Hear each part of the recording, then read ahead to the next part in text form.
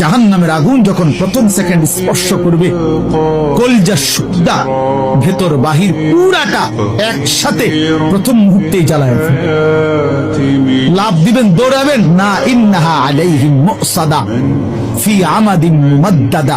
আল্লাহ বলেন আগে জাহান্নামের মোটা খুঁটিতে মালাকুল মউত ফাকারাবাহু ওয়া নাদা ফাকাল মান বিল লা ইলাহার দাওয়াত এমন ভাবে প্রচার করতে হবে যেন এমন একদল যুবক তৈরি হয়ে যায় যারা আল্লাহর জমিনে আল্লাহর দ্বীনকে বিজয়ী করার জন্য কাফনের কাপড় পরে মাঠে নামবে।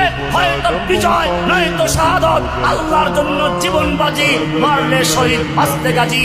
এরকম যদি সূরাতুত তিন তেলাওয়াত করতে করতে যদি শেষ আয়াতে